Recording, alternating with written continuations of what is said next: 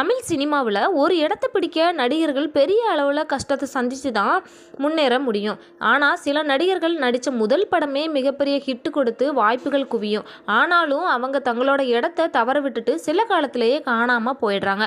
அப்படிப்பட்ட ஹீரோக்கள் யாரெல்லான்னு தான் பார்க்கலாம். தமிழ் சினிமாவில் சாக்லேட் பாயா இருந்தவர் தான் அப்பாஸ். 1996 காதல் தேசம் படத்தின் மூலமாக தமிழ் சினிமாவுக்குள்ள என்ட்ரி கொடுத்தாரு. முதல் படமே அவரை உச்சத்தில் கொண்டு போச்சு. வாய்ப்புகளும் குவிந்து வந்துச்சு. நிறைய படங்களில் பிஸியாக நடிச்சிட்டு வந்த அப்பாஸ் தொடர்ந்து அதை காப்பாற்றிக்காம தவறவிட்டார். தற்போது வெளிநாட்டில் பெட்ரோல் பங்கில் வேலை செஞ்சுட்டு வர்றதாகவும் கூறப்படுது. அடுத்ததாக காதலர் தினம் படத்தில் நடித்து மிகப்பெரிய ஹிட் கொடுத்தவர் தான் நடிகர் குணால். சாதுவான முகத்தோட இவரோட நடிப்பில் வெளியான எல்லா படங்களுமே நல்ல வரவேற்பை பெற்றுச்சு.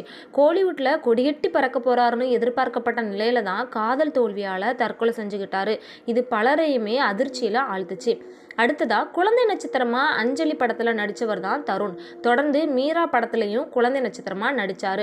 பின்னர் ஹீரோவாக அசத்திட்டு வந்தார். தமிழில் புன்னகை தேசம் மற்றும் எனக்கு 20 உனக்கு 18 படங்களில் ஹீரோவாக நடித்து அசத்தினார். 2 படங்களுமே மிகப்பெரிய வெற்றினாலும் அதுக்கப்புறம் இவரை கோலிவுட்டில் பார்க்கவே முடியலை.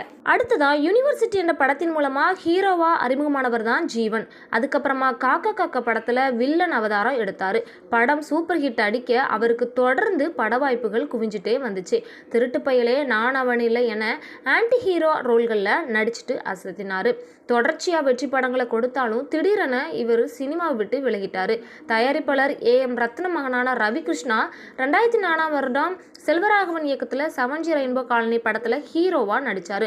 முதல் படமே சூப்பர் ஹிட் வெற்றி. தொடர்ச்சியாக பட வாய்ப்பு கிடைச்சாலும் அதுக்கப்புறம் அவருக்கு வெற்றி படம் எதுவுமே அமையலை.